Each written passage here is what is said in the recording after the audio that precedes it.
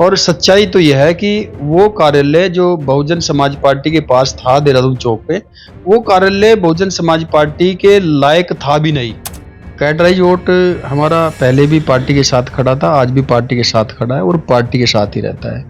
कैडराइज vote कभी भटकने का काम नहीं करता। और देश संविधान निर्माता बाबा साहब भीमराव अंबेडकर साहब की 134वीं जयंती मना रहा है और जिस अधिकार को उन्होंने दिया है, शिक्षा का अधिकार, समानता का अधिकार, या यूं कहा जाए कि विकसित भारत होने का अधिकार या आम नागरिक के समानता का अधिकार जो उन्होंने दिया है, वास्तव में यह अधिकार विश्व के सबसे अच्छा संविधान माना गया है।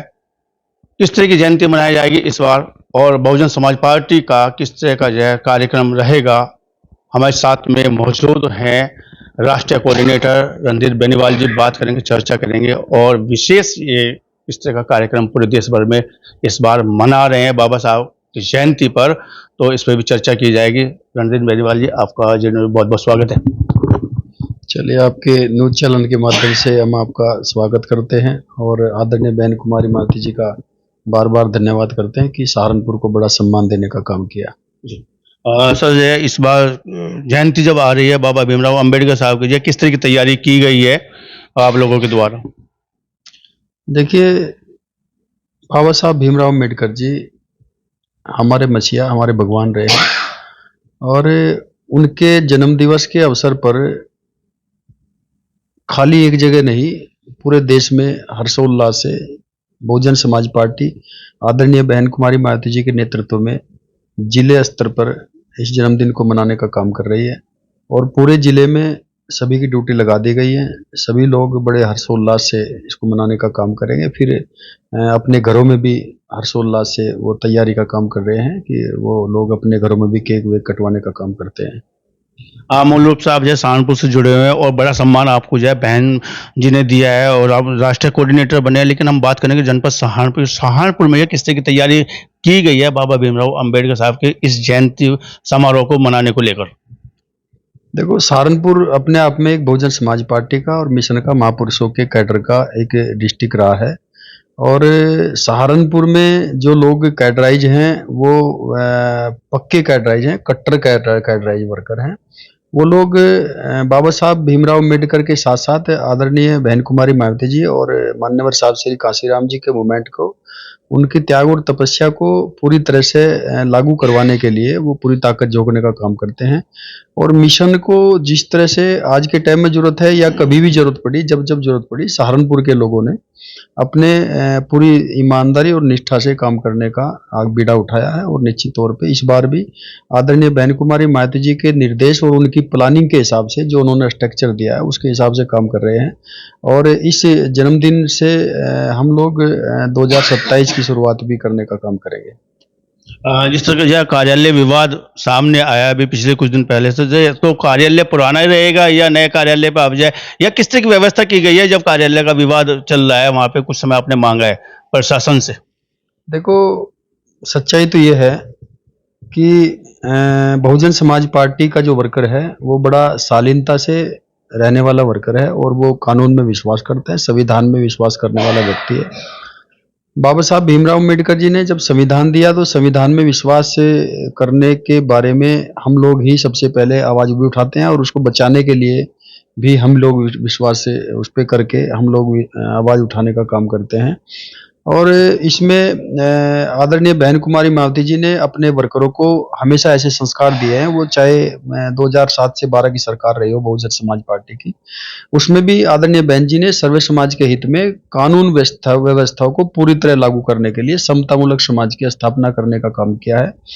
और उसी तरह से आदरणीय बहन जी आज भी अगर कोई बीजेपी या कांग्रेस के व्यक्ति किसी तरह का मुद्दा या भारतीय जनता पार्टी कोई खिलाफ मुद्दा उठाने का काम करती है या साजिश रचने का काम करती है तो बहन जी बड़ी शालीनता से ट्वीट करने का काम करती है या प्रेस कॉन्फ्रेंस करने का काम करती है। कभी भी आदरणीय बहन जी ने अपने वर्करों को उकसा करके हुड़दंगबाजी में झोंकने का काम नहीं किया।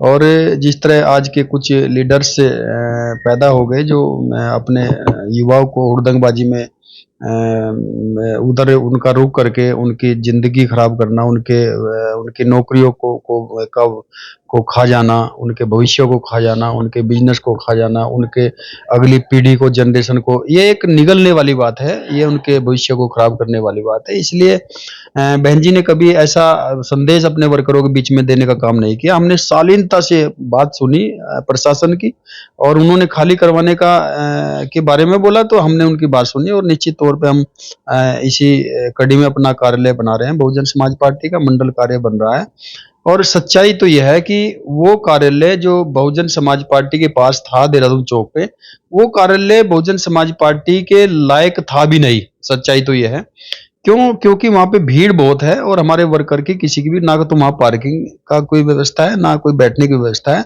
उसकी छत खराब हो रखी है, वो हमें बहुत पहले छोड़ देना चाहिए था। और ये कार्यालय जिसमें निर्माण कार्य अब शुरू किया है, बहुत पहले ये जमीन ली हुई थी, और उस टाइम से अब अगर हम शुरू करते तो बहुत पहले बन चुका होता। आप लीडर्स की बात कर रहे हैं कि झोंक देते हैं, ऐसे शब्द आपने इस्तेमाल किए। किन लीडरों की आप बात कर रहे हैं? हम किसी लीडर की बात नहीं कर रहे, हम उन लीडरों की बात कर रहे हैं केवल। उनका हम किसी को कोई पर्टिकुलर किसी को एक टारगेट नहीं बनाते। बहुत सारे लोग ऐसे अपने छोटे छोटे संगठन बना करके बाबा साहब के नाम पे, रविदास जी के नाम पे, काशीराम जी के नाम पे बहुत सारे संगठन छोटे छोटे ऐसे बना करके बहुजन समाज पार्टी को दूसरी पार्टियों के इशारे पे कमजोर करने का काम कर रहे हैं। वो लोग हमारे बच्चों को, जो बच्चे हमारे कैडर से किसी तरह से छोटे मोटे इधर परिवार के लोग हैं, और वो बच्चे उनको गलत तरह से गाइड करके उनको हुड़दंगबाजी में वो लोग ले जाने का काम कर रहे हैं। इसलिए हम उनको समझाने का काम कर रहे हैं। वो बच्चे निश्चित तौर पे 2027 में पार्टी के साथ ही रहेंगे, और पार्टी के साथ ही खड़े थे। वो कुछ मिसगाइड हो गए थे, उनको समझा लिया जाएगा। जो मिसगाइड है उनको बुला लिया जाएगा, समझा लिया जाएगा। बात की जाए 2007 में 5 विधायक होते थे, बसपा का जनपद माना जाता था सहारनपुर, लेकिन अभी हाल फिलहाल में डाउनफॉल पे है। 27 की अब बात कर रहे हैं। बड़ा चैलेंज है, बड़ा लक्ष्य है, कैसे जो है हाथी चिंगाड़ेगा, कैसे जो है विधानसभा की ओर लौटेगा, फिर जाके सहारनपुर से लखनऊ का जो सफर रहेगा, किस तरह का सफर रहेगा ये? देखो, आप लोग पता नहीं मुझे क्यों इस बात को कह रहे हैं कि डाउनफ्लो है। हमारी पार्टी का डाउनफ्लो नहीं है। कैडराइज वोट हमारा पहले भी पार्टी के साथ खड़ा था, आज भी पार्टी के साथ खड़ा है, और पार्टी के साथ ही रहता है। कैडराइज वोट कभी भटकने का काम नहीं करता, और ये राजनीतिक परिस्थितियां हैं, 1 घंटे में चेंज हो जाती है, ये कोई बड़ी बात नहीं है। बहुत सारी पार्टियां जो आज सत्ता में, कभी उसके 2 विधायक हुआ करते थे, जो सत्ता में कांग्रेस से कभी बहुत दिन से नहीं आई, तो बहुत दिन से वो लोग लगे हुए हैं। वो भी प्रयास करते हैं, हम भी प्रयास कर रहे हैं, लेकिन हमारा कैडर एक ऐसा कैडर है जो महापुरुषों की बुनियाद पर टिका हुआ है, उनकी फाउंडेशन पर टिका हुआ है। और जिनकी बुनियाद कमजोर होती है वो हिलने का काम करते हैं। हमारे महापुरुषों की ऐसी बुनियाद है, वो बड़ी मजबूत फाउंडेशन है, उस पर हमारी बिल्डिंग टिकी हुई है। वो आज नहीं तो कल खड़ी होगी, और हम उसमें मजबूत बिल्डिंग तैयार करने का काम करेंगे। क्या संदेश देना चाहेंगे? पूरा देश आपको देख रहा है। बाबा साहब भीमराव अंबेडकर साहब की जयंती के अवसर पर जो कैसे धूमधाम से मनाए, क्या उनकी शिक्षा को ग्रहण करें, आपका क्या संदेश रहेगा? नहीं, हम यही अपने कार्यकर्ताओं, जो बहुजन समाज पार्टी के आदरणीय बहन जी के नेतृत्व में जो लोग संगठन इस टाइम काम कर रहा है, हम सभी को कहना चाहते हैं कि शालीनता से रह करके गंभीरता से राजकाज की तरफ देखें, और अब 2027 का टारगेट में आप लोग लगे, और जो लोग दूसरी पार्टियों के आपको छीनबीन करने में लगे हुए हैं, उनको मुंह तोड़ जवाब दे करके आप लोग सत्ता प्राप्त करने का काम करें। उसी से आपके पूरी जो जनरेशन है, भविष्य है, उसी से बनने का काम होगा। 27 में सपना साकार होगा? और निश्चित तौर पे बिल्कुल भविष्य में हमारे 2007 का जो इतिहास है वो 27 में दोहराने का काम करेंगे, और 27 में निश्चित तौर पे वही इतिहास दोहराया जाएगा जो 2007 में हमारे जितने विधायक यहाँ पे थे उतने विधायक निकलने का काम होगा।